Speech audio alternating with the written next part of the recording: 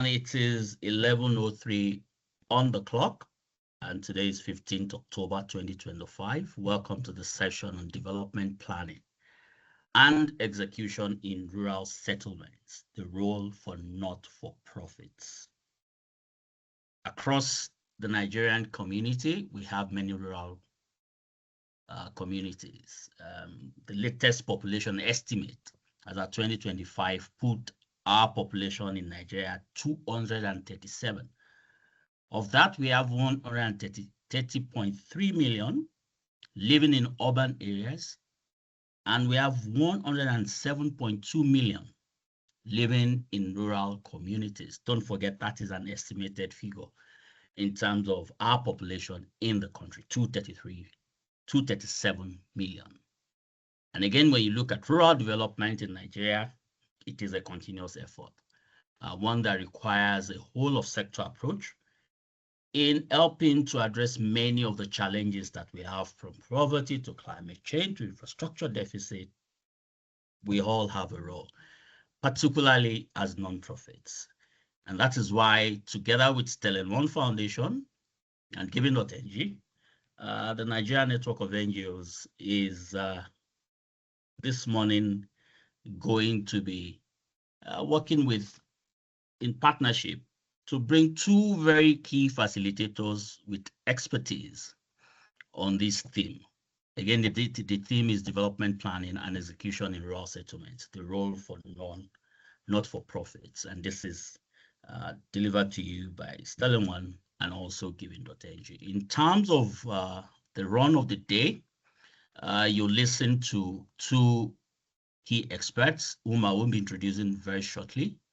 But please understand that the session will run between 11 and 12:50. I'm pleased to have joining us Mr. Tefa Abraham, who is an economist, a governance development expert, a 2009 laureate of the Council for the Development of Social Science, and he is also a deputy director at the National Institute for Legislative and Democratic Studies. This is an abridged version of his very rich CV. Also joining us is Mr. Francis Orumagbe Iwearinwan. I hope I got that correctly. He has 20 years experience in the development sector. He's done a lot of work around peace building and conflict mitigation, where he has a lot of expertise. His expertise is also in the development of need assessments and also community development plans. You will agree with me that these two very experienced gentlemen would stand at the end of the day what it means to plan in rural development, what it means to plan for rural development, and that we're able to understand the concepts of development planning and execution in rural contexts. We are also able to have a full grasp of the kind of partnerships and alliances that we need that needs to be forged so that we can continue to support development and economic livelihoods in rural communities. Also, our knowledge will be enriched on how nonprofit stakeholders can play their effective role in communities across the country. Again, let me remind you that if you have any question for us today, you can ask that either by chatting with us in the chat box, and the host will collate all of this for us, including to mention that we would share with you all the recordings from this session. Let me now respectfully hand over to the CEO of Sterling One Foundation, in person of Mrs. Olakpeju Ibekwe, who would be briefly welcoming us to the session today. Over to you, ma'am.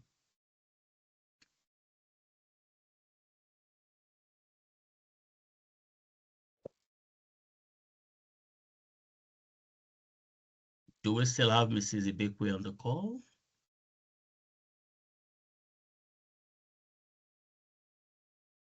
Technology at it again. Mrs. Ibekwe, are you still on the Dr. call? Abraham, can you please stop sharing your screen to allow the CEO share has on screen? Uh, okay. Good morning. Thank you Good for morning. joining us.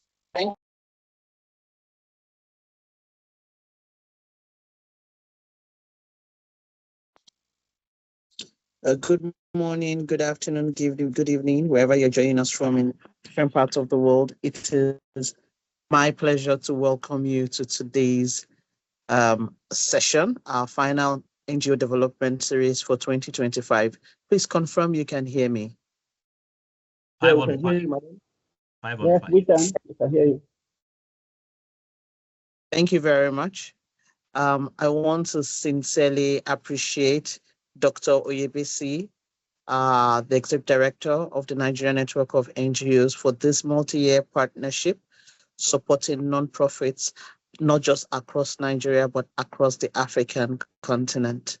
We are very grateful. I also like to appreciate our partners at Giving.ng, the continent's first free crowdfunding platform for social impact.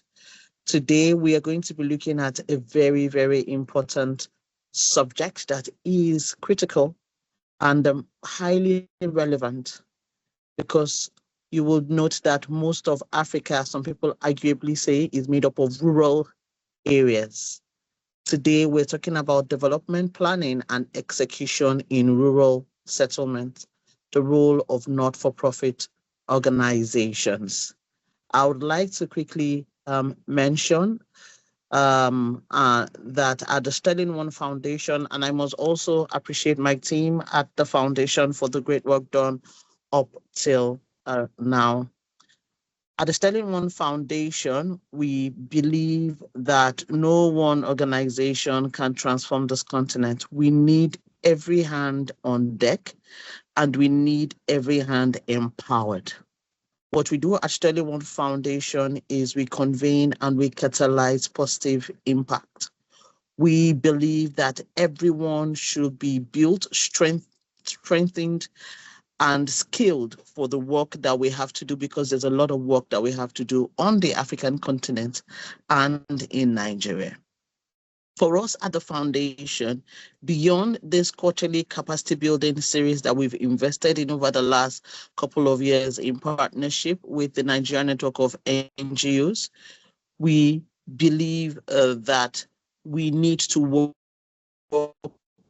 with the public sector, the private sector, to scale action. We're a few years old, and for us, we do not think that capacity building is sufficient. We also believe in providing some support with funding.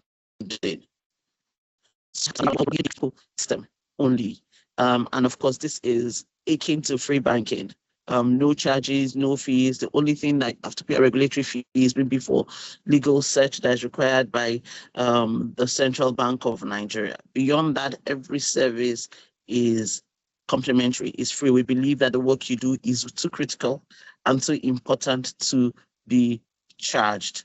And for you to know more about that, you can go to sterling.ng/cares. The Giving.ng platform is currently being rebuilt, and we're looking to launch a new platform before the end of this year. So we can just go ahead and keep our fingers crossed. We are glad to host you today. And please, I would encourage us all to get our pen and paper, get our questions ready.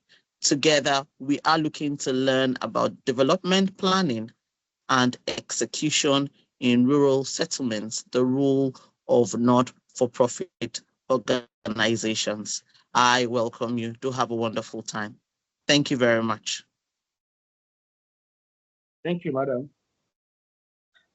Thank you so much, Mrs. Ibekwe, for welcoming us and also for your very strong and effective leadership in ensuring that we can continue to do this for the benefit of the sector.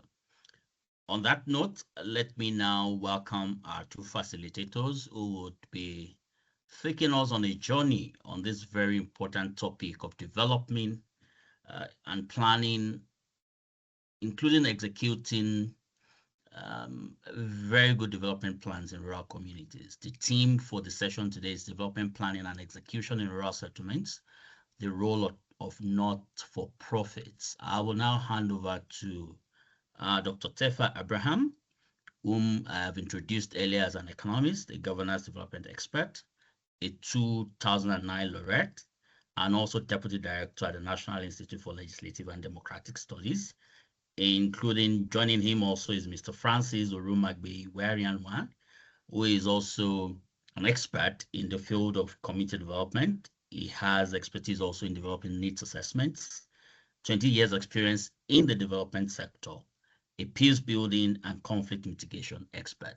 Over to you, Dr. Tefa. We're starting with you, then we go to Mr. Francis. Over.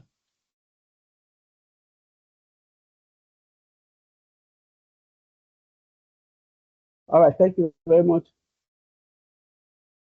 I'm trying to share my screen, so I'll be happy if someone can confirm if you can see. Yeah, go ahead. Yes, 515. Okay. Okay, moderator, I would like to ask maybe for timing, maybe if you can just give us time. Yes, in terms of timing, this is 11:14. Okay. I do hope that we can share this 30 minutes apiece. Okay. Because we got 60 minutes for the entire session. Okay, so the 30 minutes will be shared with my colleague, right, Francis? No, 60 minutes between the two of you. Okay, great. You can take 30 minutes each, please. Okay. All right, great. So that Francis still can plan. Okay, great. So thank you very much. All protocols duly observed. It's a big privilege to have been given this platform on the network of NGOs in Nigeria, powered by One Foundation. It's a big privilege. And this topic is very, very timely. Development planning and execution in rural settlements. The role of not-for-profits, if you want, non-profit organizations. So essentially, I'll be following this outline, as you can see on the screen.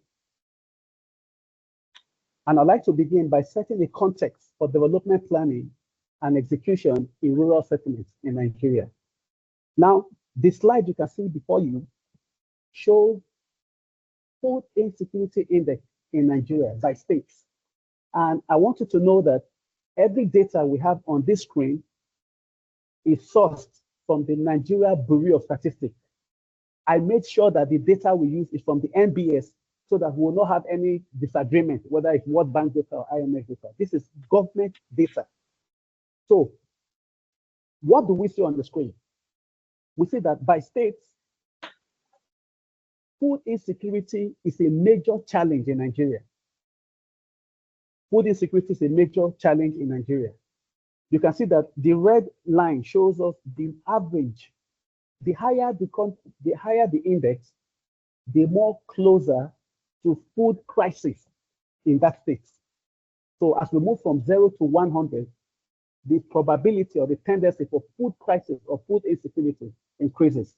So from this data, you can see that Bayelsa, Cross River, Taraba, Ebonyi State, Akwa Ibom, Ogun, Borno, Plateau, Benue, Rivers, Enugu, Yobe, Gombe, Adamawa, Jigawa, Kaduna, Zamfara are all above the national average of food crisis. Now remember, from the introduction, our coordinator did, Nigeria has huge population settled in the rural areas, and more than 70% of them are engaged in farming. In fact, not just farming, but subsistence farming. And regrettably, it is this volume of subsistence farming that supports Nigeria's food system to date.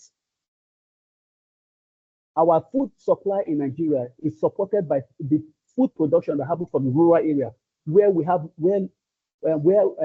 rural settlements are, where women and young people and men are engaged in farming.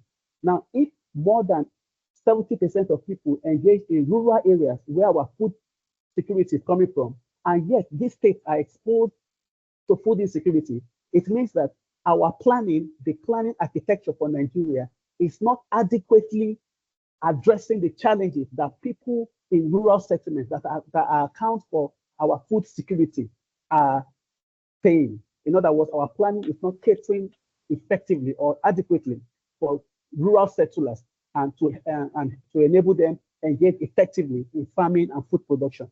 That's the message from this slide.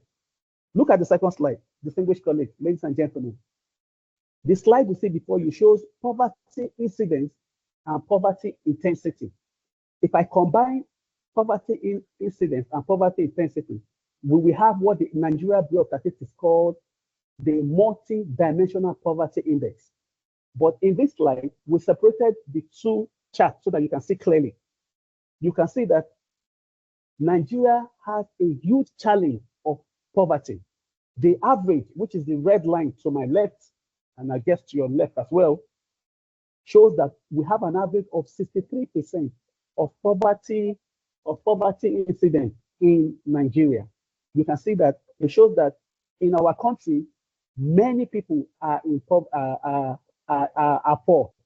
In Sokoto, you have about 90.5%. The least is Ondo, which is 27%, telling us that 3 out of 10 and 9 out of 10 for Sokoto, 3 out of 10 for Ondo, and the national average is 6 out of 10 are poor.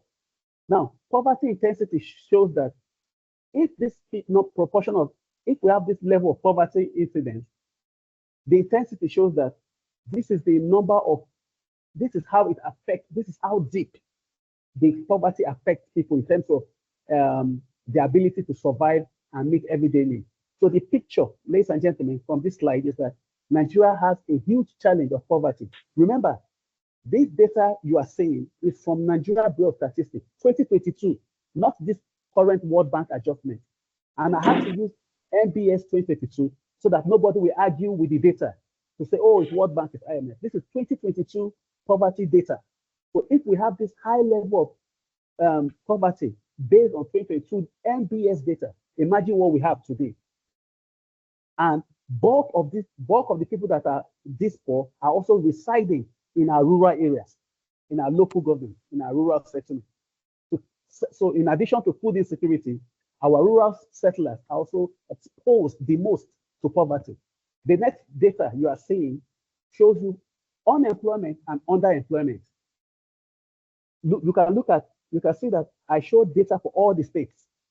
You can see that every state, like Plateau, for example, being the first state from the top, has a poverty and unemployment rate that is more than 32%. And the underemployment rate is nearly twice the employment rate.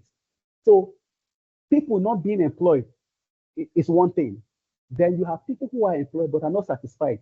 If you combine this number together, you have a serious poverty, unemployment and underemployment situation in Nigeria.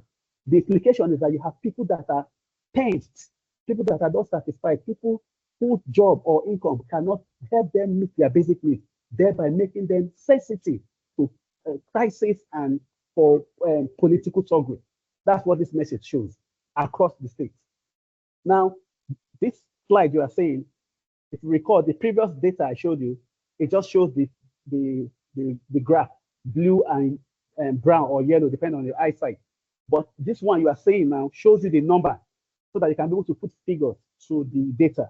And like I was saying initially, for Plateau, unemployment is 21.2%, but underemployment is nearly twice that number.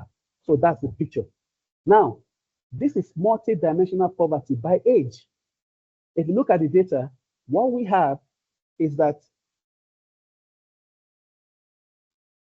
if you look at the data before you, what we have is that you have multi-dimensional poverty that is higher for under 5 children. Imagine 0 to 5. In other words, you have children within the age of 0 to 5 whose parents are so poor that they may not be able to have access to all the medical needs that they require from 0 to 5, thereby worsening under 5 mortality.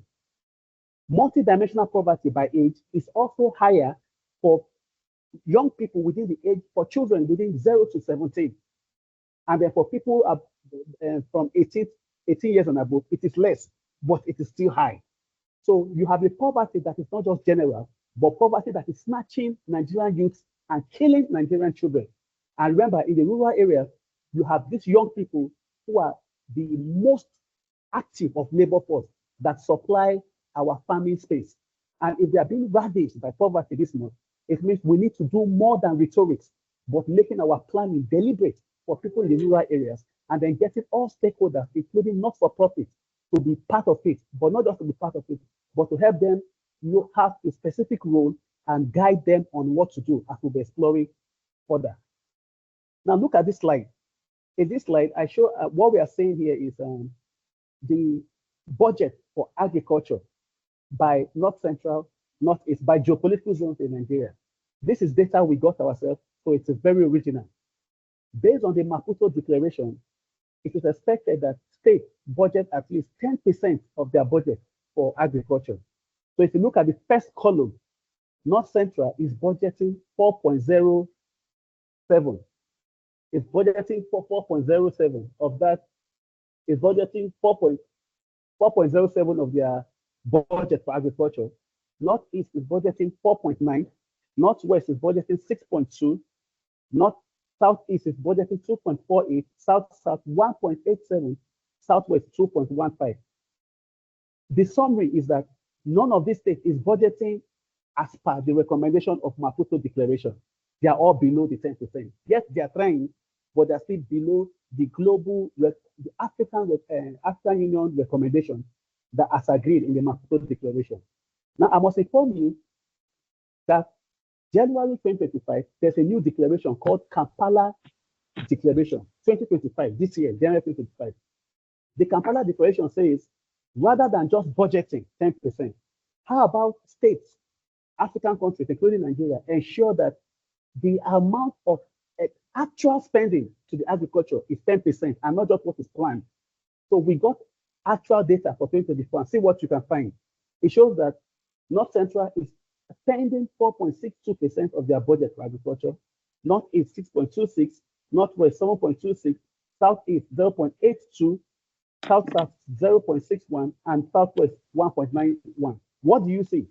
What we see here is that you have all the southern states budgeting more for agriculture, but spending way less than agriculture.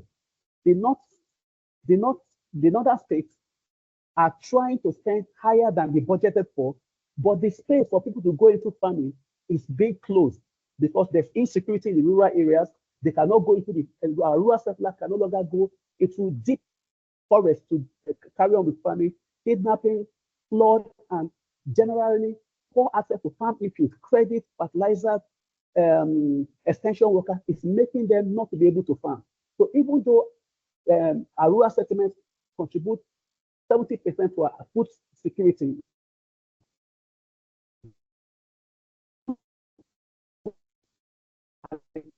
to even carry on is strong enough. Now, this slide you are saying shows you multidimensional poverty by social sector. You can see all the brown lines, permit me to call it brown line, the bar chart brown is for rural areas, while the blue is for urban. You can see that the closer to 100 means that that sector suffers the most in that social service. Look at sanitation. The challenge for sanitation is higher in the rural areas, 55.3% compared to urban areas, 36.3%. So in rural areas, you have no access to sanitation, open defecation, exposure to cholera, high increase in death rate, sicknesses, and also exposure to epidemic. Look at time to healthcare. It takes a longer time to access healthcare facilities in the rural areas than in urban areas. I think this graph practically speaks for itself. Food security is also higher in the rural area, 42.6, than in urban. Access to water, clean, potable water, is harder in rural areas than urban areas. Nutrition is worse in rural areas, 33.1% compared to urban, 18.8%. School attendance, 31.9% worse in rural areas compared to urban.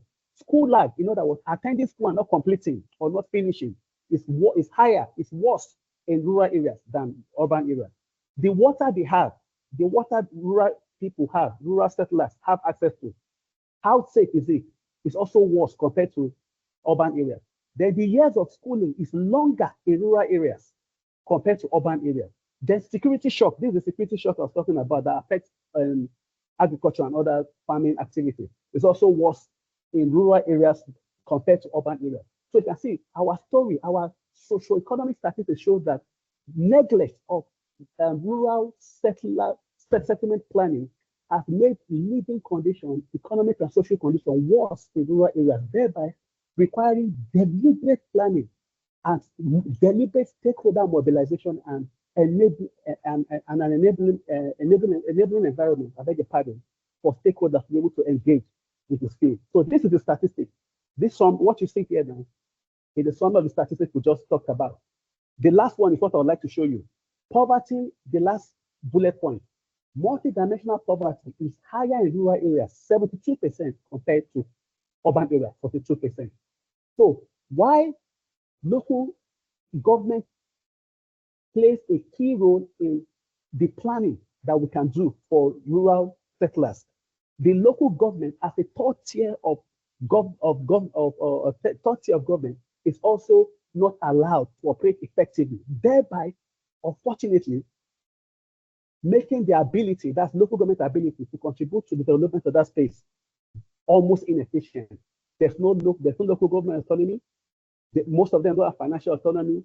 And some states still don't want to allow local governance to thrive because of the nature of our fiscal federalism. Now, you can see that that background context is to provoke us positively with data to see the gap that exists in rural settlement planning and why we need deliberate development planning and project execution to enable rural settlement to thrive. So while we're exploring what government has been doing, our aim is to identify what not-for-profits can do. Presently, let me give us a very good understanding, because part of the objective of our concept is to understand what development planning means, so that at the end of this discussion, you'll be able to say this is what development planning means. And I'll tell you this straight up. Development planning is a strategic process. That's number one. It's a deliberate process. It must be strategic, it must be deliberate. A process, a deliberate strategic process that maps out policies and actions. And for each of these policies and actions, you allocate resources, finance, people, human and non-human resources, towards achieving this specific the goals contained in the development plan. So in summary, development plan is deliberate process of mapping out policies and actions towards achieving specific goals as contained in the development document or development plan. Now, just to remind you, Nigeria has a history of development planning, but over the years, we fell out with it. Our first development plan as a country was 1962 to 68, first development plan. Second development plan was 1970 to 75. Third development plan, 1975 to 1980. Fourth development plan, 1980 to 1985. It was during the second development plan, that is the third development plan, 1975 to 1980, that Nigeria introduced local government reforms. I want us to get that very clearly. In 1976, which is the period of the third development plan, 1975 to 1980, Nigeria introduced local government reform. It is that local government reform that introduced Land Use Act and also introduced the local government as a third tier of government. So what we now have after 85, we stopped the planning and went into structural adjustment programs, whereby we allowed the welfare of our people to be determined by market forces or the motive of profit, people in business that are out for profit. So you leave the welfare of the people that the Constitution guarantees. We left it to as an outcome of market activity of business people. So development planning took the back seat, and Nigeria became more liberalized, which is good for businesses, but created a disequilibrium that affected the welfare of people, poverty, those who could not be employed within the market space, those who could not have access to electricity, water, food, improve livelihood, access to road infrastructure, all class of infrastructure, access to public services. They were left to they were out of the equilibrium. So what the government did was to introduce programs such as DFRI. DFRI is it was a program that was introduced by the government to improve access to road, food, and other infrastructure. It's other DFRI program, DFRI introduced. There was another program also that came up in 1976, Operation Feed the Nation. There's another program that came in 1987, MAMSA, for social and economic recovery. So this is how slowly, the more our economy created hardship for people in the rural settlement, the more we created programs for their needs. The planning, ensuring that their planning was deliberate on, remember the definition of development plan, and that programs are executed to benefit people in rural settlement was left in the hands of, and these programs had a major weakness. That weakness was that anytime that government leaves, the program ends. So Operation Feed the Nation ended when the government of that time, 76, left, MAMSA left, and then every program that was introduced up to the period that you and I can relate with more recently, the programs of under Okonjo-Iweala and Jonathan, and then today that we have National Social Investment Program, all the conditional cash transfer, Empower, and all those programs, GIP, and then school feeding program, all these programs. This is where we are as a country when it comes to planning for rural settlements. Remember, under Buhari, there was an effort to pass the National Social Investment Act so that all these development programs, conditional cash transfer, Empower, GIP, GEP program, to ensure that these programs, we have a legislative framework that will make them stay, regardless of the government that comes and goes. But as we have today, you have all those programs that were created under that act is also not allowed to operate effectively. Initially, the program was under the office of the vice president, and it went back to the ministries under humanitarian affairs. Then we have a situation whereby 300 billion will be shared in 1 week to millions of poor people, no database to trace, access to credit will be shared to millions of people in 2 days by hand, no database to trace. So this is the kind of planning that our rural settlement space is faced with right now. And the argument we are making is that there is no better partner for government to have than non-governmental organizations that are not for profit, that are committed to addressing the range of challenges that the rural settlement settlers are facing in our local government. And every NGO has the right to choose any aspect of this of the development challenges that rural settlers are experiencing, and then to carve in projects and programs into that space. But even the NGOs require funding, support, and at least some regulatory space to be able to operate effectively. So presently, our development plan in Nigeria is the Nigeria Agenda 2050. And you can see that one characteristic about development plan, distinguished ladies and gentlemen, is that development plan is long-term, very long-term, from 10, 15, 20 years and above. But between the development plan, you have medium-term plan. And then the medium-term plan must be made actionable with the annual budget. Remember the title of our meeting today, development planning and execution. So the development planning is the development plan itself. That is the Nigeria Agenda 2050. The medium-term plan we have for Nigeria now is Renewed Hope Agenda and the National Development Plan 2021 to 2025. And then the budget for 2025 for the federal government and all the states now becomes their legal framework for executing the development plan on a yearly basis. So this is what I want us to understand. Development planning is long-term, medium-term is within 3 to 5 years, but all their execution instruments must be the annual budget, as you can see from this diagram here. So I think I've gotten to the part where I need to catch up with time.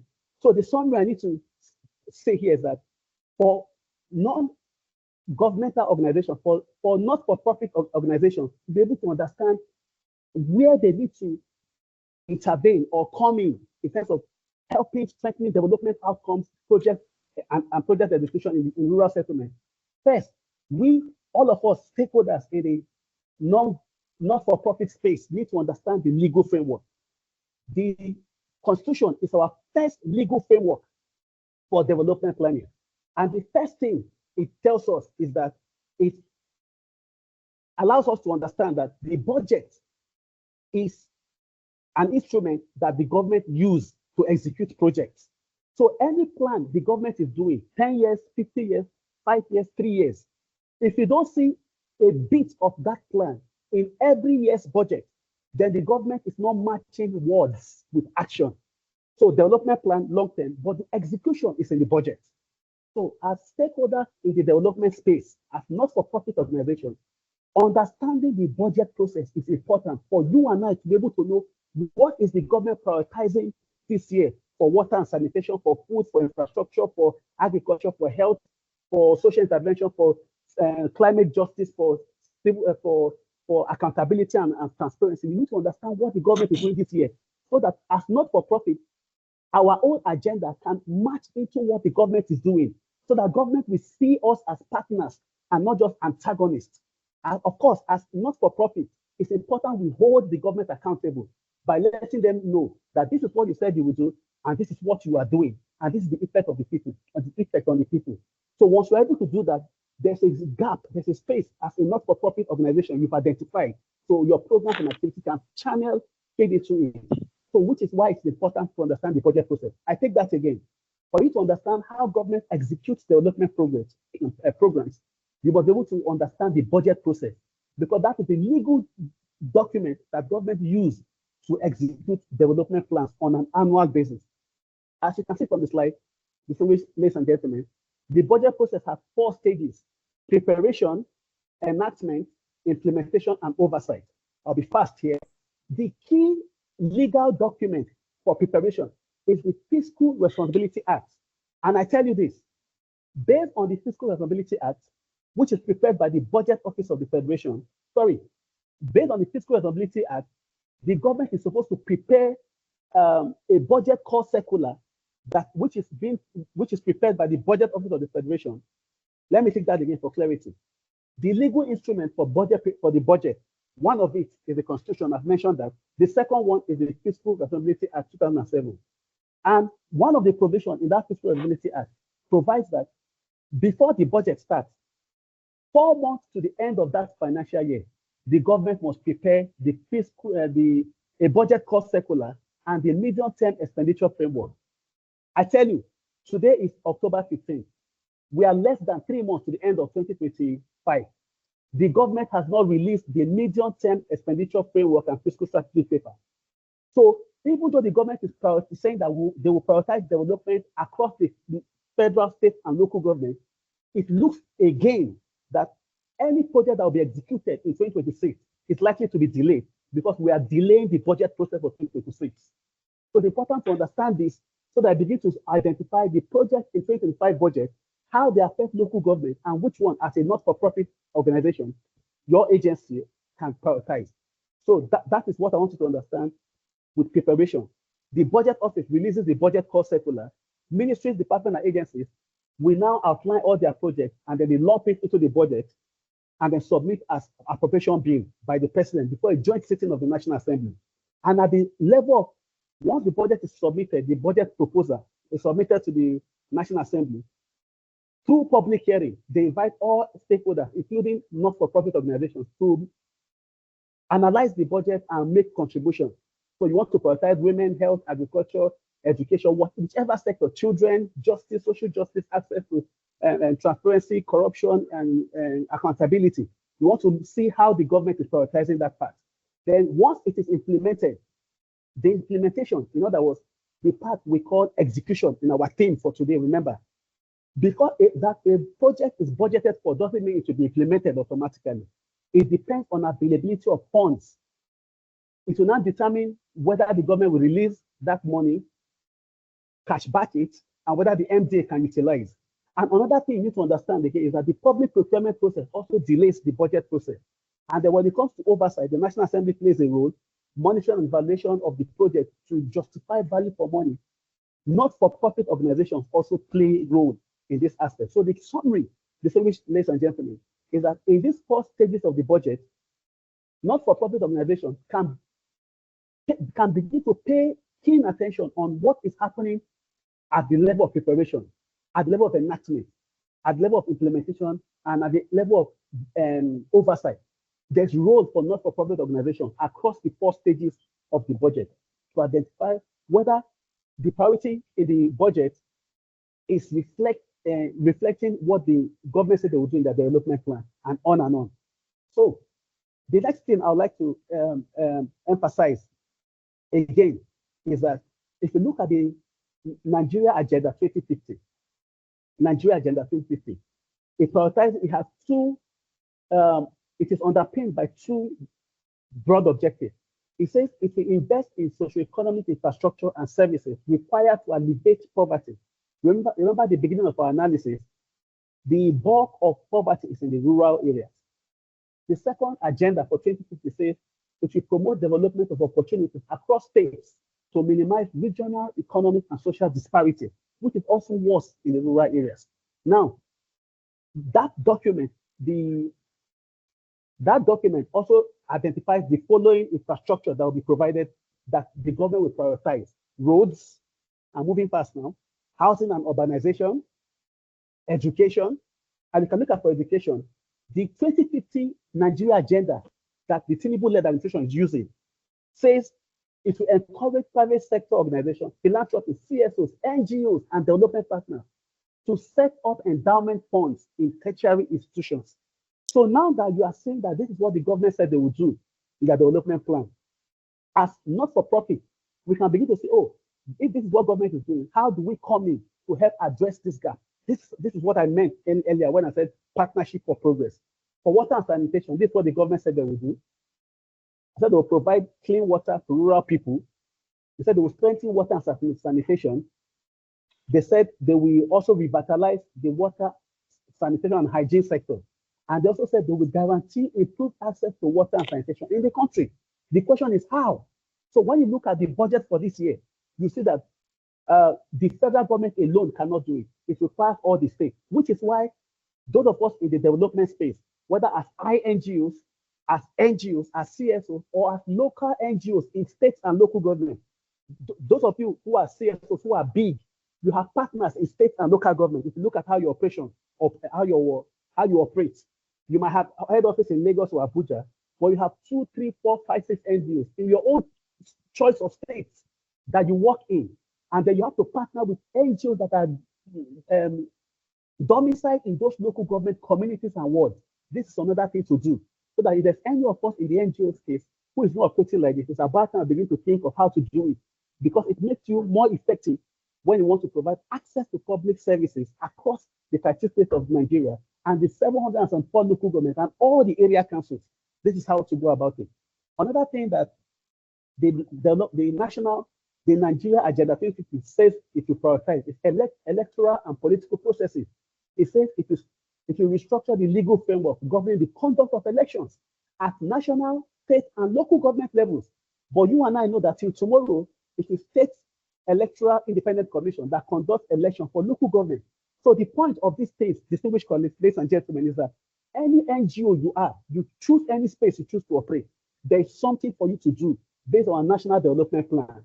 But if you look at what the government is doing every year, government budget is not matching what they said they will do in the national development plan, thereby creating a space for you to engage and help improve governance outcome in that area. Like, for example, if your own interest is in election strengthening or governance or infrastructure, you can see that there's also a space for you. Look at, government also said that we strengthen public administration and efficient service delivery. They said they will introduce training program. They said they will introduce key performing KPI indicators for local governance. They said they will develop they will enhance digital literacy. Let me be couching. Digital literacy, financial literacy at federal, state, and local level. So these are spaces or avenues that we can all see that the development plan of Nigeria, which is the Nigeria Agenda 2050, has prioritized. And guess what? For those of you NGOs, not for profit, whose area is not agri or health or infrastructure or water and sanitation, the National Development Plan also has a sector called cross-cutting issues, sort of in governance, in other aspects. These cross-cutting issues have to do with things like political economic issues, environmental, climate change, social justice, and the rest. So we can see that it's important to understand what the National Development Plan has prioritized and how we can fit in. So the summary I want to give so far is that you need to understand the legal framework, which is Constitution, which is the National Social Investment Act, and the budget. And you need to understand how the government operates in terms of understanding what's in the budget and where they are prioritizing. Now, I've already talked about the legal context, but there's one more I will prioritize. The fourth schedule of the 1999 Constitution of the Federal Republic of Nigeria, as amended or as altered, depending on what you have said, spells out clearly the roles of local government. And look at the role of local government. It says local government should they should have economic development. They should have a similar planning body as the state economic development. They should also have their own commissions that is related to economic planning. They should collect rates, radio and television licenses. They should also establish and maintain cemeteries, burial grounds, homes for the destitute or infant. They should also collect fees from licensing bicycle and trucks, canoe, wheelbarrows. Imagine, local government and rural settlers of 2025. If they depend on revenue from this, they will not survive. And guess what? Luckily, I'm a member of the Presidential Committee on Fiscal Policy and Tax Reform, by God's grace. And all these things local government are expected to do by way of collecting taxes, levies and fees will end by January next year. So revenue collection will now be centralized. It doesn't mean that local government will lose this revenue, no. It will come back to them, but they will no longer collect because the collection will now be centralized. So the Nigerian Revenue Service will collect for everybody and then share back to local governments when they are sharing nationally. And it will help them even collect more revenue than when they are doing on their own. But guess what? In a situation where we have a local government that is not autonomous or that is depending on states, how can these reforms benefit local government? And it tells you even more why not-for-profit need to engage in enlightenment, how the tax reforms affect local governors, rural settlers, and their livelihood and activities. Then it also says that local government should establish maintenance.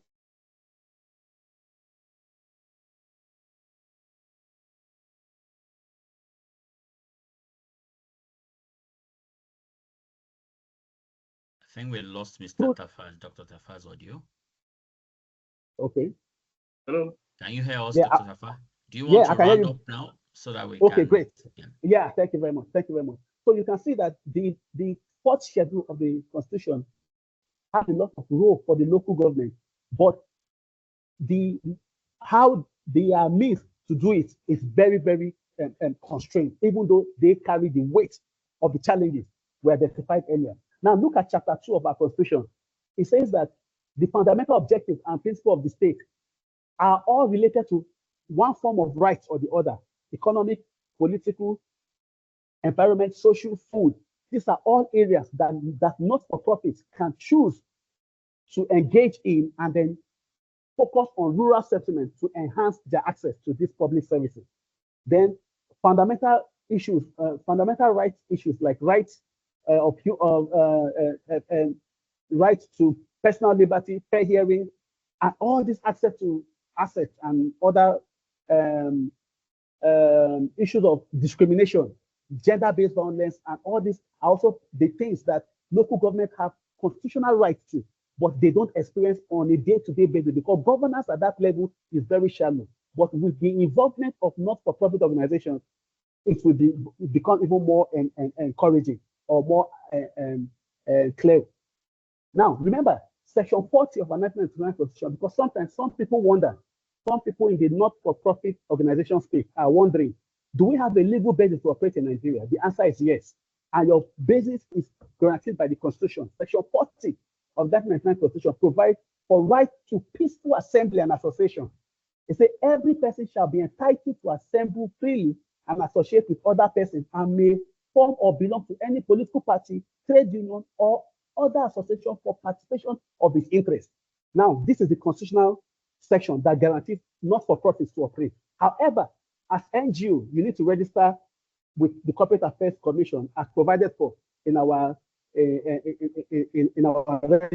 legislation and in our Companies and Allied Matters Act. So you have a constitutional basis, but you need to register, identify your trustees, board of members, so that you can also declare clearly that you don't have conflict of interest issues and profit issues, so that you can operate freely at the state and in the local government of your choice. So in other words, there's space for NGOs to not-for-profit to operate, but it needs to be anchored on our law and understand our development planning and budget education process. As I begin to round up, I'm sorry, I have a case study for you here. In 2022, I was the lead consultant for this project you are seeing on my screen. And we formed a project. This project organized rural settlers into village savings and loans association. And then we engaged these people and they identified what they want regarding their own development plan. They say, this is what they want to see in the government budget. And by the time they did that, this is what they identified. As you can see in my slide, this figure 8, they say they want borehole, they want dispensary, like medical facilities, they want roads, feeder roads to farms, they want primary schools, they want electricity, and they want culvert, safe passage from farm to market. Guess what?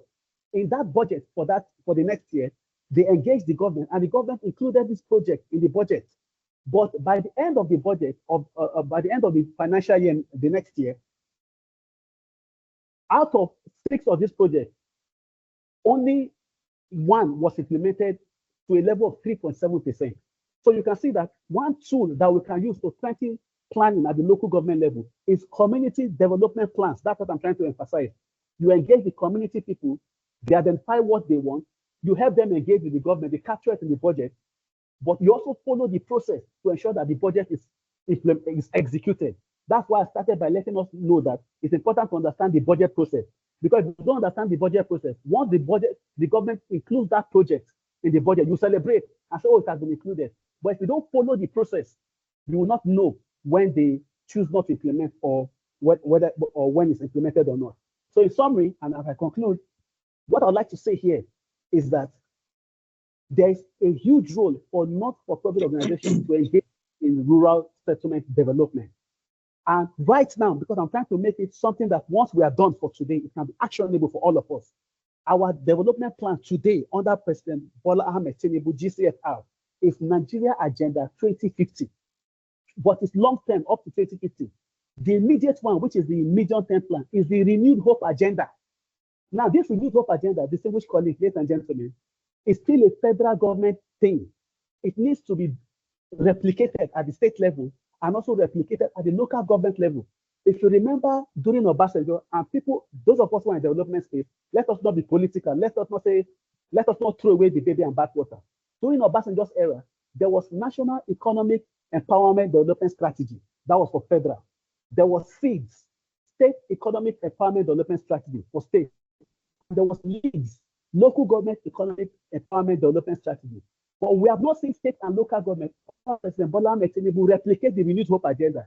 So you can begin, NGOs, we can begin by advocating with state and local government, replicate the Renewed Hope Agenda as a plan, not as political rhetoric, to map out deliberate policies and strategies and allocate funds to them that they will be implemented. That's what one thing we need to see that will happen. And as not-for-profit, we also need to partner with the media, whose right is also guaranteed by the Constitution to bring about accountable and transparent governance.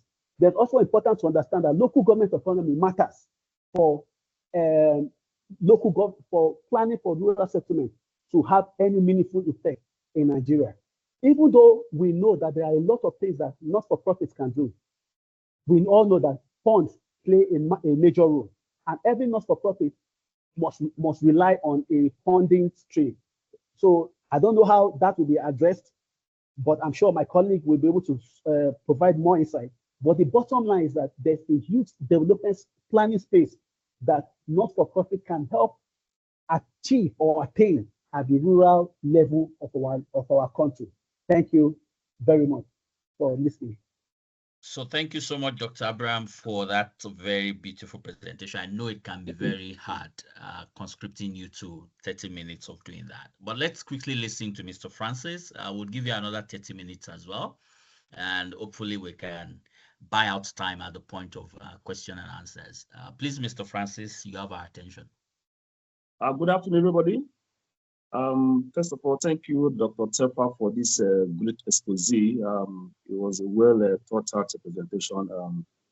You know, as a team, before we went into this presentation, we agreed that he will run through the presentation while I go through the case studies to narrow it down to you know, our communities. First of all, let me correct an impression or my name. My name is Francis Olungbe Iwarenwa. All right, am I being heard? 515.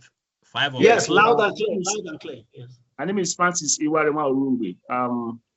You know, so thank you, Dr. Tava. Like I said, I also want to thank the net of NGOs for this great opportunity and Stellar One. It's a rare privilege. I appreciate it. Thanks a lot for this opportunity.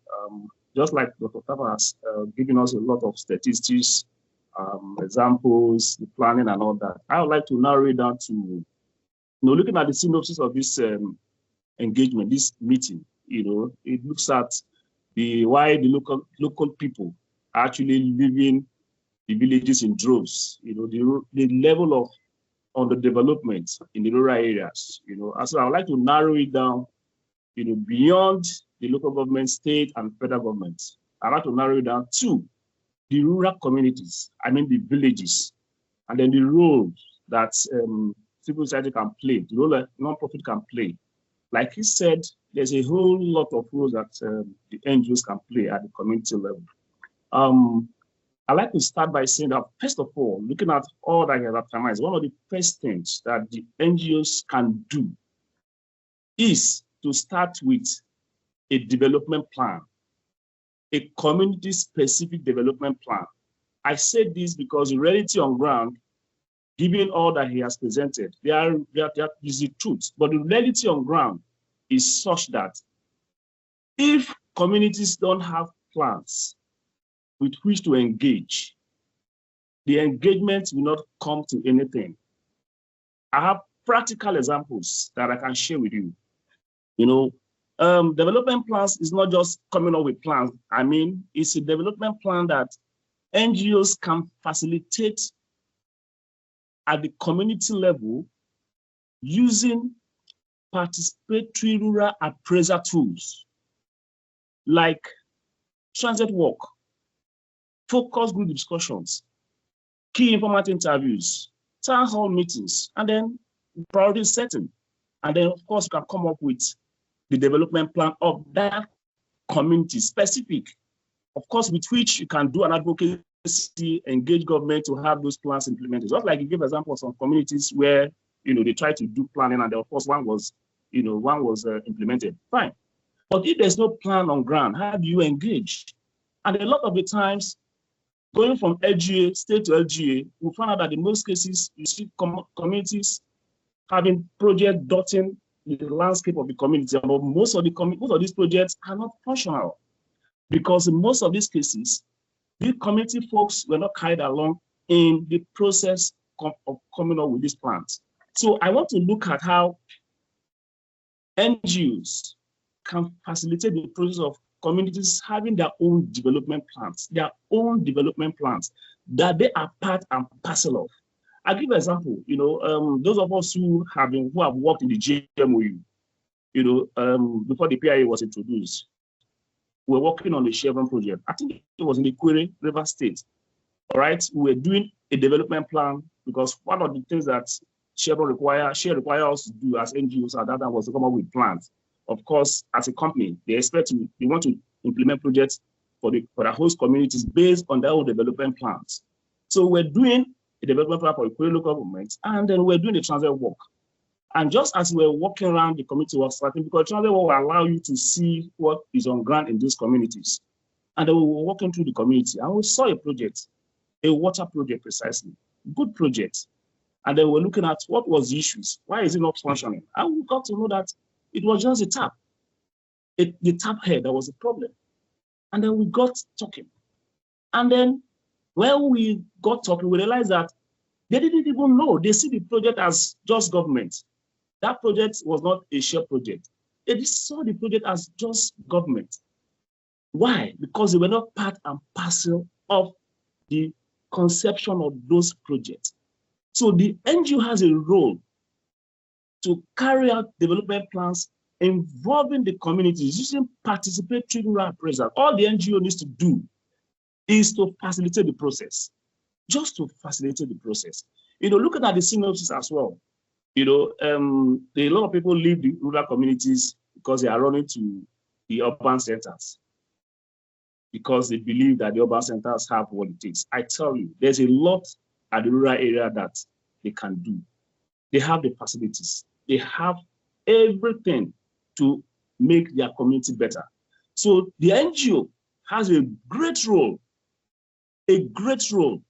to do development planning for our communities, with which they can do advocacy. Advocacy to the local government, advocacy to the state government, carrying that development plan in hand. I mean, that development is in their hand. Of course, it must also align to the development plan of the state, of the federal government, looking at all the thematic focus, education, agriculture, health, and all that. But I tell you, without the community folks being involved in this development planning, all the planning that you think you bring from state, from federal government, at the end of the day, we come to the community and nobody is sitting there and it's not giving us what we want to see. I'll give another example. We're doing the project for a community. It was a market. And we're quite, excited that we want to do a market for the people. And then the men chose that the market should be sited in the middle of the town. And they did that. So we came back and we got to find out that the women were not using the particular the market that was in the middle of the town. The men said, oh, let's have it in the town so that you can enjoy yourself. You don't need to stress yourself and all that. When we wanted to do our own plan, the project was implemented by the local community. But when we wanted to do our plan, we found out after interacting, because the FGD, all right, and KI will allow you to interact with the different people. We found out that the reason the women were not using the particular market was because of where it was sited. They prefer to go to the stream. The stream will give them time to gossip and talk, discuss. Do you understand? So because they were not carried along in the conception stage, it became an issue. Good project, good market project. So the essence of what I'm saying is that development planning facilitated by NGO using participatory rural appraisal tools is very key.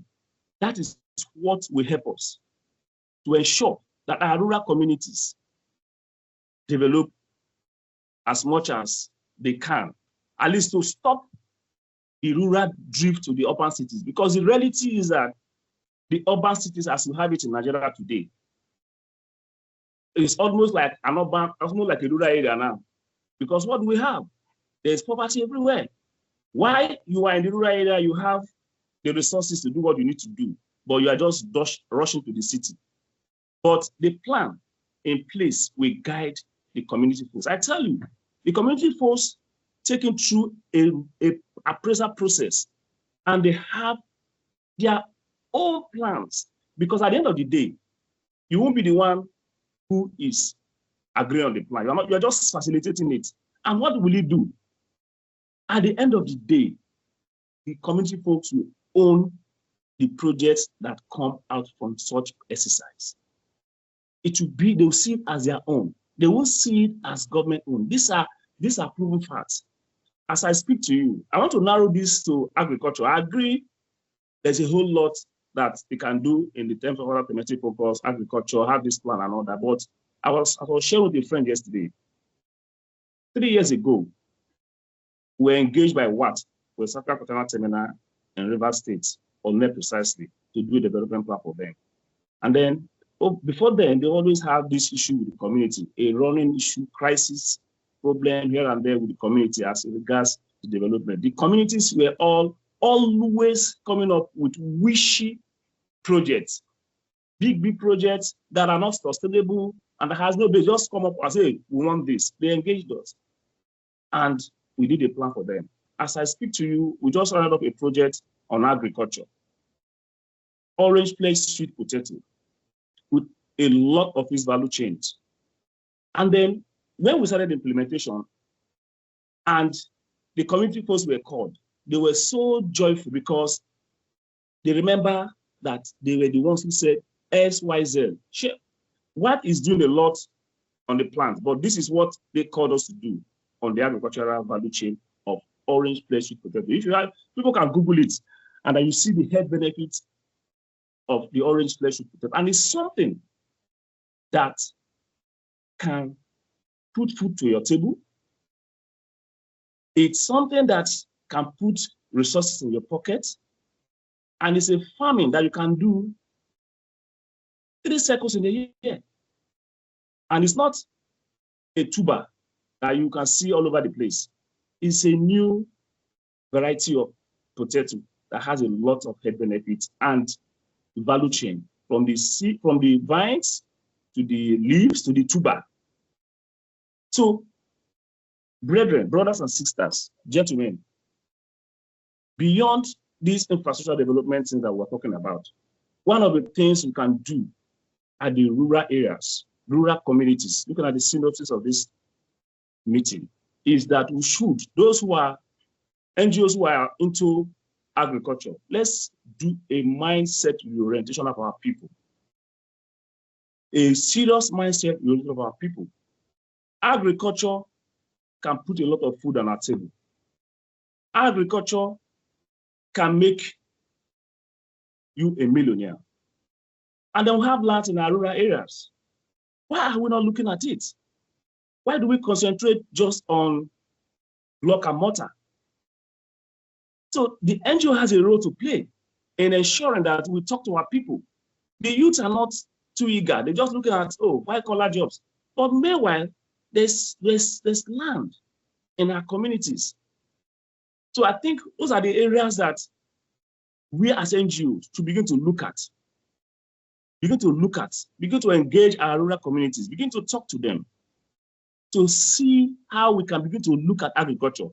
Even as us NGOs, looking at what Nigeria is today, the reality, we should begin to also look at how we can venture into agriculture.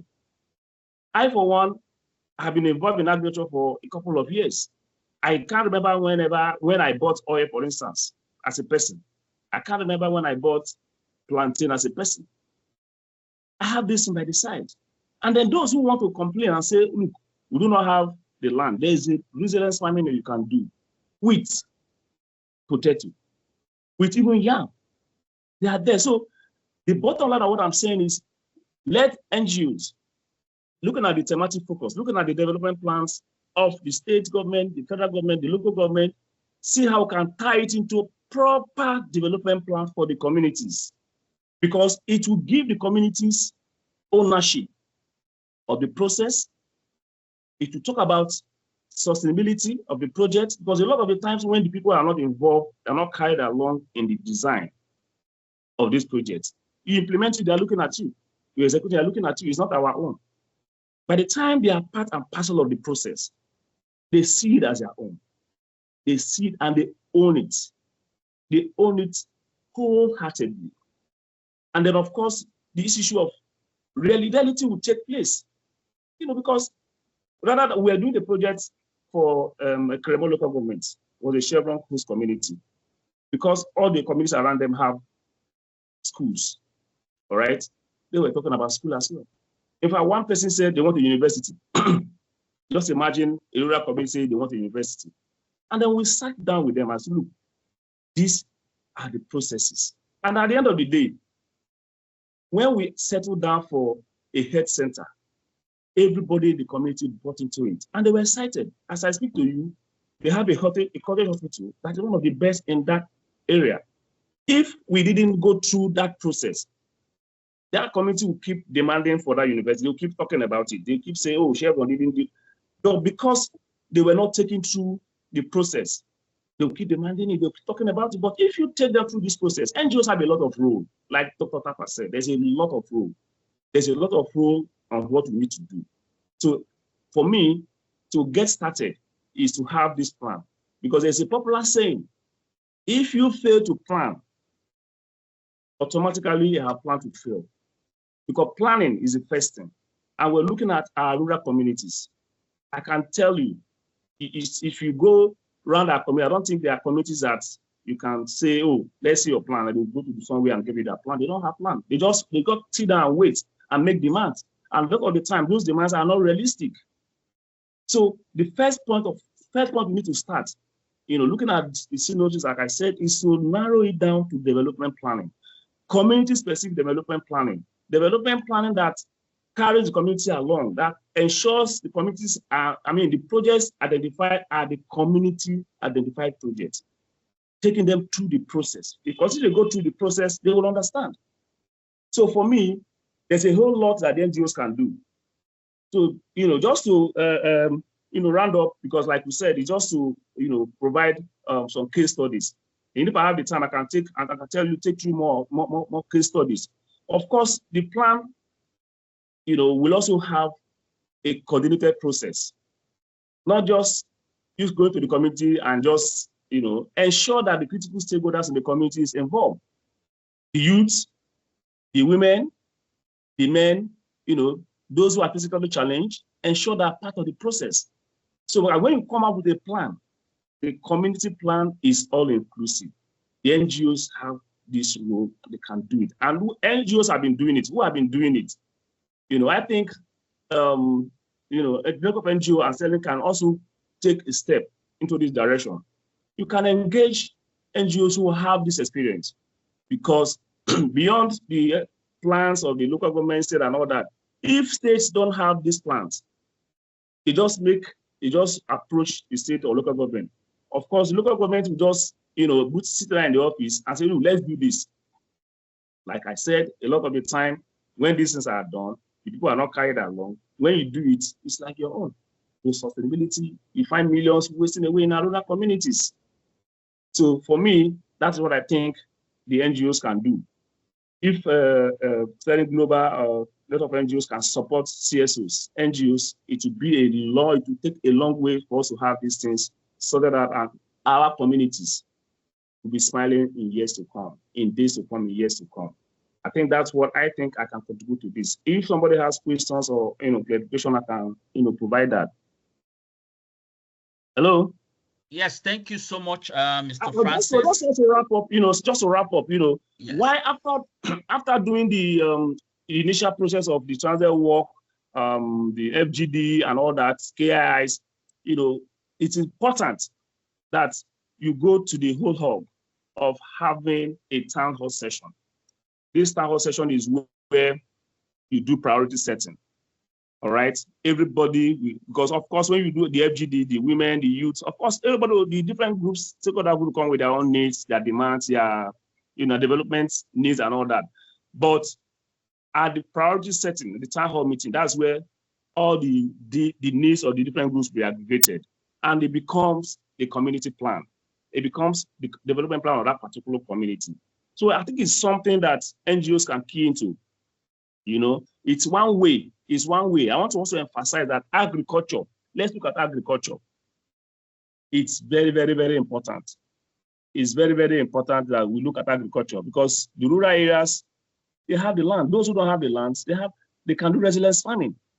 There's an example I was telling somebody yesterday, a cousin of mine, those of us who know okra. We all eat okra. Just a few days ago, I was discussing with him, and he was telling me, Uncle, you know what? If you have a space, do okra. That he does okra farming 3 times a year. That he has made in this year over 12 million from okra. But some of us will think, oh, this one is dirty. We need to dirty our hands to make money. We need to dirty our hands to make money. And we have the resources. We have the natural resources in our environment to do that. Nigeria is green, but we are all drifting to the cities for greener pastures, while we can make it in our rural areas. So I think NGOs have a lot to do Even us as NGOs, like I said, personally, I've taken up, I mean, I don't buy plantain. Any person who needs oil, you can tell me, I can tell you how I can send it to you. You know, it's for my farm. You know, so let NGOs begin to look at this direction. First of all, to have this plan, have a plan, have a plan. Let community have plans that are specific to those communities, their own development plans, owned by them, conceived by them, just facilitated by the NGO. So that at the end of the day, they can say, yeah, this is our own. Because if you do things outside that, you are just providing a project. At the end of the day, there's no sustainability.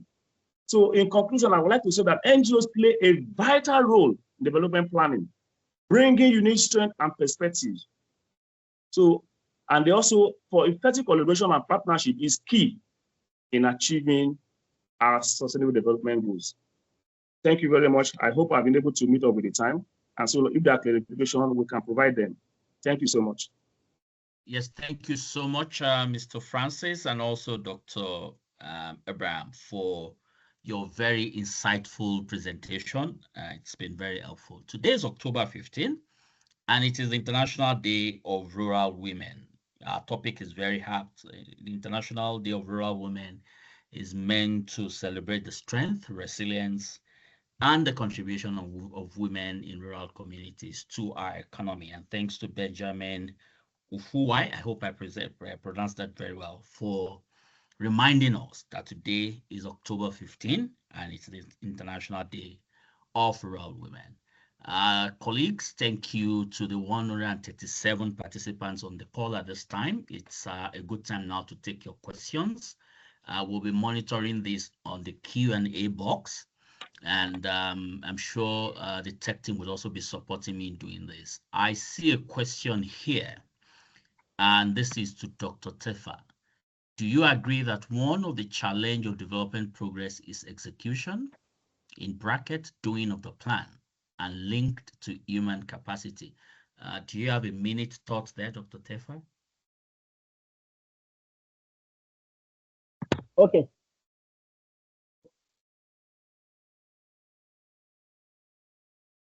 Dr. Tefa? Okay, yes, Your yes, thoughts on I that had, for I had 1 the minute, question. yes. Oh, yes, I was Yes, waiting for please my go ahead. video to come up. Yes, Okay. the question is clear. Whether I agree if the development planning is an issue of capacity in terms of how it is prepared and then how it is executed. Well, the development planning in Nigeria is guided by a legal framework. In other words, remember what I said in the presentation. Any plan we have, Jonathan's transformation agenda, Vision 2020, Buhari's Vision 2050, it must be broken down into a medium-term plan that we see in the annual budget. And that annual budget, the first point of call for the annual budget is the Fiscal Responsibility Act that begins with the budget cost circular that's prepared by the Budget Office of the Federation. So ministries, departments, and agencies are the ones that prepare this plan, but they don't engage with people in the grassroots so that everybody will aggregate their own needs into the budget, in terms of what they want to see in the next year's budget, so that it will be captured. We have at state level, every state has one ministry called Local Government and Chieftaincy Affairs. Some people call it Local Government and Traditional Affairs. But the work I've done in public finance by God's grace, almost 70 years. All local government and chieftaincy affairs ministry, their budget does not have capital projects. It only has for personnel costs. So they only pay salaries of chieftaincy, traditional people and their own staff. They cannot execute projects. So any project they identify will still be aggregated into a Ministry of Works or Rural Development or Water or Health or Education. The power to implement will not depend on them. And whether or not that budget will be implemented does not depend on any of them. It depends on the political will of the state, availability of revenue, and project priority. For example, Akwa Ibom or Bayelsa or Jigawa may prioritize road and farming in 2026. But once there's a flood and the governor goes on TV and say, I direct the ministry to prioritize the livelihood of that community, based on the way our public finance is structured, that project will become what is prioritized. So to answer that question directly, sir, the capacity to prepare the budget is not the challenge. Rather, it is the legal framework to ensure that the budget is reversed from the bottom to top rather than top to bottom approach. when the budget office releases the core circular, if there's supposed to be a follow-up action to ensure that every MDA goes back to the local government and hold town hall meetings for people so that they can aggregate their needs. So, and I must tell you, they do this. They do town hall meetings. Some states even do it twice a month. Some NGOs even attend. But in the end, once that meeting is over, there's no guarantee that what they have identified as their need will enter the budget. And even when it has entered the budget, whether it will be executed. So capacity is not the issue, but a legal framework is required to ensure that whatever is captured during town hall meetings with the community people and is included in the budget is prioritized. Because remember, the community development plan, which is a model of development plan, can be used to identify 10 things that local government wants. But the state can choose to do only the first 2. Once they commit to doing that first 2 and it's captured in the budget, the state should come up with public statement that social local government is prioritizing and women or gender access to education or social justice or climate justice or issues of gender inclusion this year. And this is the amount of money they have, but they are calling on NGOs, CSOs, and development partners to also support efforts in this area. Once they do this, it gives NGOs a good signal that they can come into those states. There are NGOs in every state, from Kano, Kaduna. I've gone to many places. There are NGOs that operate even in local government. However, even for these people who work there, these hardworking people, it's discouraging when they invite government people and the attendance is low. And even when they attend and they do the community, everything they complain about this year is still repeated last year. I've been in Bauchi for water and sanitation project, where we interact with all these government agencies, and they promise that they will prioritize allocation for sanitation and hygiene in 2024. But by the time we analyze 2025 budget, the capture for sanitation and hygiene is still weak. And even when it is captured 2%, 3%, if you analyze their budget implementation, the next year you see that it's not done. So the capacity side, your question is appropriate. Is not really the issue, but legal framework to ensure. Remember, just like the way President Bola Tinubu has done now with this tax reform, whereby FIRS will become Nigerian Revenue Service, local government, state, all of them will remove their hands from revenue collection. They should do the same thing when it comes to planning. Planning, they should have a public expenditure reform to ensure that budget preparation and execution. Remember, budget execution is the gun barrel for development planning. There's a need, the way they reform for taxes, for tax reform, there's need for also reform for budget process to ensure that the budget process is informed by a bottom-up approach. As it is today, the only method of budgeting or planning we use is when it is captured in the budget core circular. And the government will say, please, every MDA should ensure that their budget is gender sensitive, it's climate change sensitive, it's children sensitive, it's agroecology sensitive. Once it is captured there, remember, it's a policy framework. It's not a law that you can force them to abide to follow. So strengthening the legal framework and then partnering with NGOs at the local government level to help drive bottom-up approach context of planning is very important. Thank you very much. Yes, thank you so much, Dr. Tefa Abraham, for your intervention on that question. And this goes to Mr. Francis. Please, how do we get communities involved in communal clash to understand that any project carried out in their communities are for their good and not meant to be destroyed because they think it is from government? Can we have your thoughts in the next 1 minute, please? Yes, yes, thank you very much for this question. In fact, it's a very critical question that, brings to mind some of the things that we've done in some of these oil host communities. One of the things that the NGO can do is to ensure that the process is transparent. When the people see that you are transparent in what you are doing and they own the process, these things come down. I give you an instance. There was a time Chevron gives the community about, I think, 35 million a year. And then some people in the community, before we engage, always have this impression that the community leaders embezzle the money. So whatever they do, it's just money that they embezzle. So, but they were not transparent in what they get as a community. So as far as they were concerned, they were just ripping them off. So, but that year, before we started, we had a town hall meeting and we let them know what the community gets. What the community gets from Chevron for the yearly implementation of that project.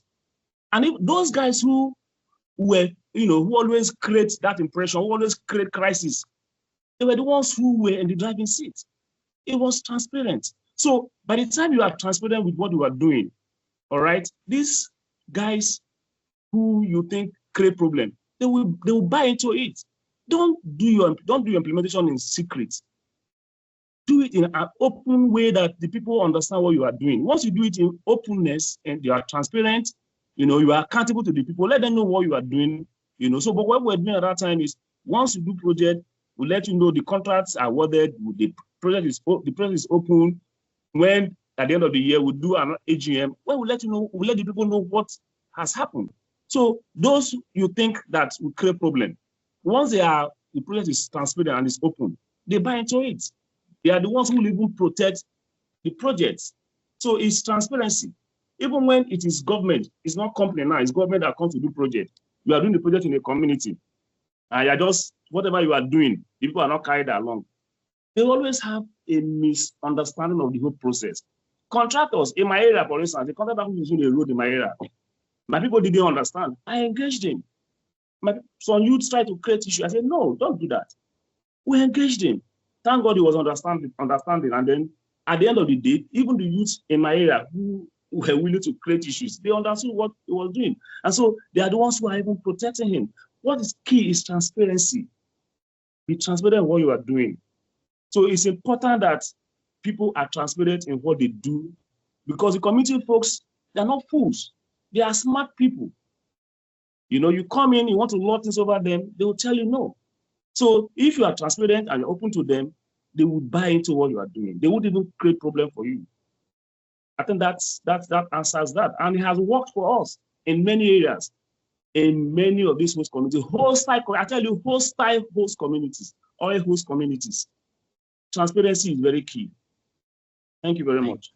Thank you so much, Mr. Francis, for hammering on the importance of transparency. Distinguished colleagues, if you still have any question for our panelists, please type it out in the Q&A box, and I can pick that up.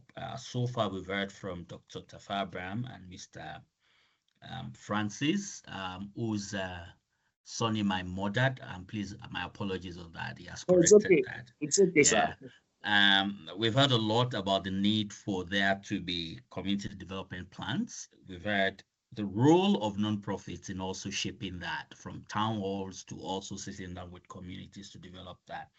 And when Mr. Francis spoke about agriculture and the millions it can give us, my eyes were popped up. And I'm like, okay, let's go get the millions in rural communities. But we've also seen how data is important to planning, including how we now need to see development planning as a strategic, deliberate policy making to action, to resource allocation. And we saw the importance of budgets, resource allocation, the need for us to engage in budget advocacy, and also to understand the process itself, then link that to implementation. We've also heard the importance of the Constitution as the legal framework for us to be able to get this done, including how the National Development Plan that we have at this time, Development 2050, is linked to other global agendas, and the medium-term plan that we have from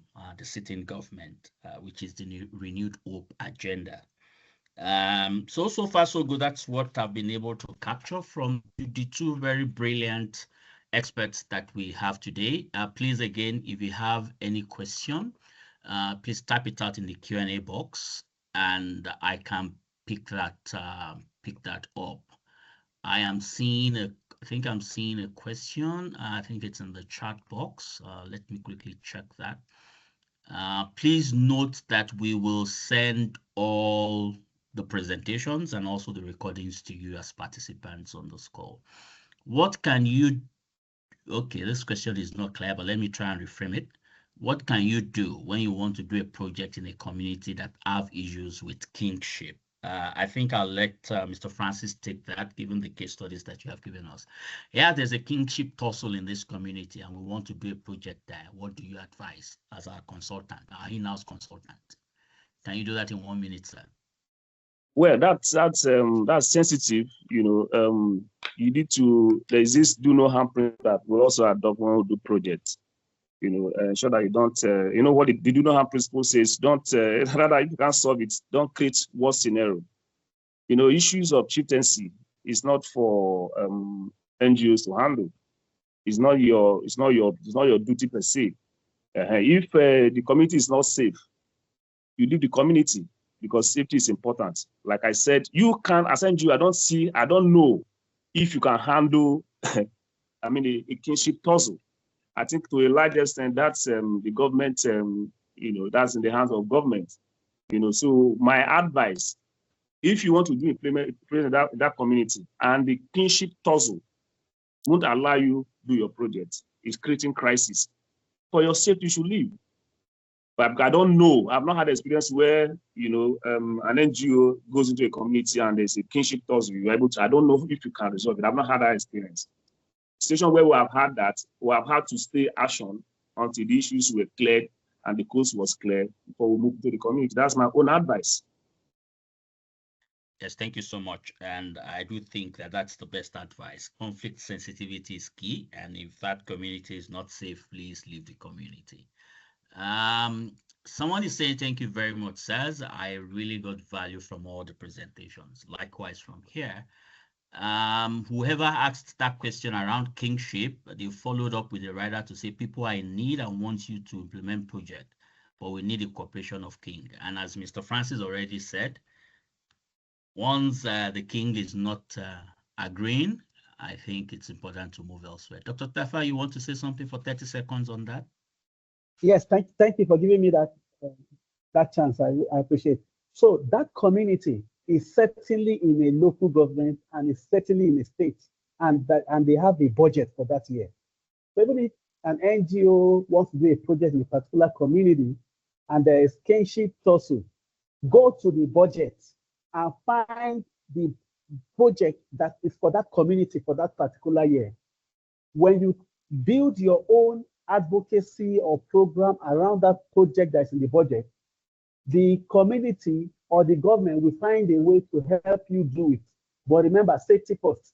But when you want to go with a new project that is coming fresh from your head, like for example now, if there's maybe for example now, River State under the sole administrator for 6 months, the budget for River State was oversighted by a National Assembly House of Representatives committee because of constitutional provision.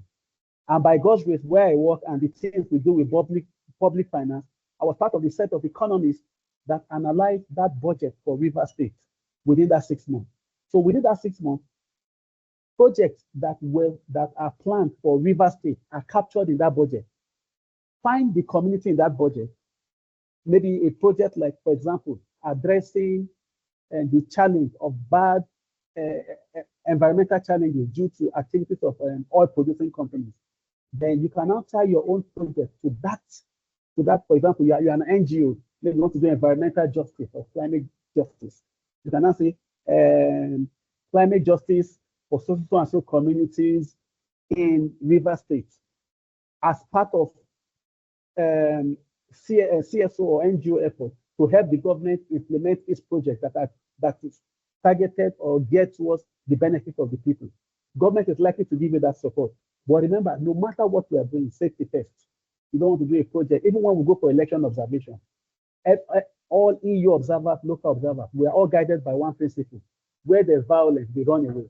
So do your project, but what I'm trying to add, check whether your project is also tied to the state government budget. When I mean tied, there's a project in the state government budget that you can hide. For example, now, remember, in Mokwa in Niger State, there was flood.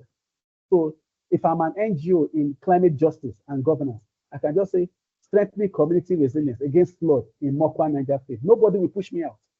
They'll just advise me, don't go here, they are fighting here, there's crisis here, but your project, you are welcome, you are welcome, you are welcome.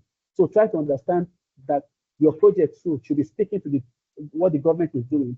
And by so doing, it is contributing to the overall development plan of that state. However, safety first. Yes, Safety however, safety first. Again, let me remind colleagues that we will share the report or the presentations from this meeting and also the recordings as well. So to those still asking, please note that. Dr. Imeyo, I think your question was answered in Dr. Tefa's presentation. You were asking whether after rural community development appraisal, how can one approach government for adoption? Is there any law that says government must adopt the project? And this is a gap that Dr. Tefa's presentation identified as well, to say that we need to now advocate for a legal framework that ensures that whatever is brought back from the community in terms of needs, there's a legal framework that says it must be done. Am I right, Dr. Tefa? Yeah, you are. Yeah, thank you so much. I think we can buy out some time. If there are no more questions in the Q&A, can I check with the comms team if they can deploy the survey so that we can get a sense of what worked well and what did not in the course of this session. Comms team, please deploy the survey. Okay, I'm doing it right away. Excellent. Yes, While I'm please, still hold trying to scout for questions from Okay. participants, let me take some comments. I'm seeing a comment here. Someone is saying, I'm of the opinion that despite the fact that there are kingship tussles in the community, you can resort to working with a government agency that covers that community. Exactly what Dr. Tefa was trying to tell us there. That hide under the budget, you must do some budget advocacy, fish out that budget line, use that to continue your engagement. Do we have a development planning framework, a PowerPoint deck or checklist for urban, rural, slum area where your empirical evidence shows the gap is education and high paying skill, but the youth and elders are at variance with what is best for them? How do you handle this variance? Okay, Mr. Austin, are you able to capture this question? They want to check whether there is a checklist on development planning framework. They also would like to check how best to approach a situation whereby they've identified the gap as education and high paying skill, but the youths and the elders want something else. So how do you reconcile that? Do you want to take us through that in just 1 minute so that we can manage time?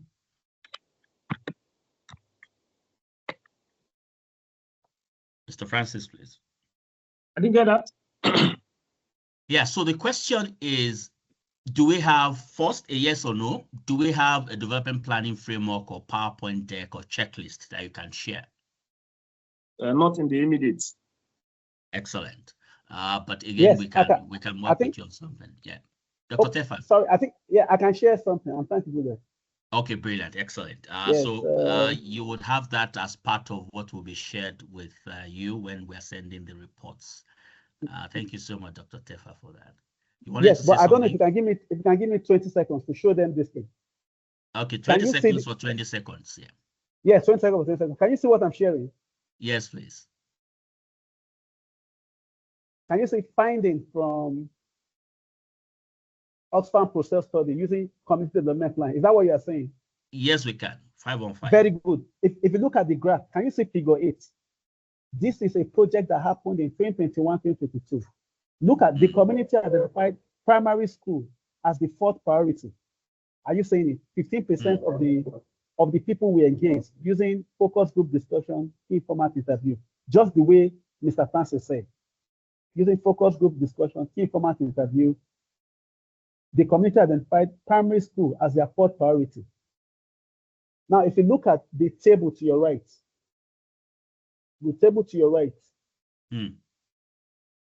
none of those projects was captured in the budget. It was captured in the budget of the state, but it wasn't implemented. Only one local government implemented it. If you look at the table up here, it's for Taraba State. So I don't know for those who are familiar. Only Zing local government implemented one of the projects that the community identified. And they implemented it by 3.7%. 3.7. So if they budgeted 10 naira, they only gave 3.7 naira for that project. The other 5 local governments.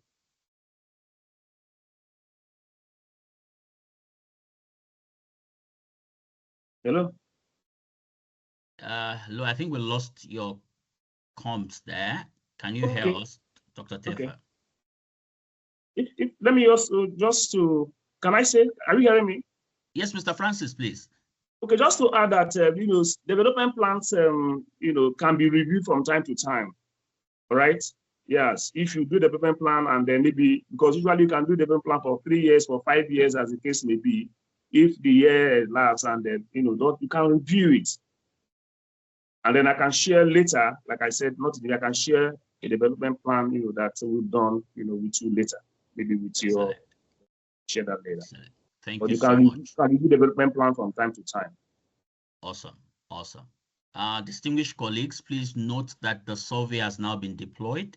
We would welcome you to please take a moment to complete that so that we can know what has worked and what hasn't worked, and we can improve on this. Is my brother and friend, Mr. Gideon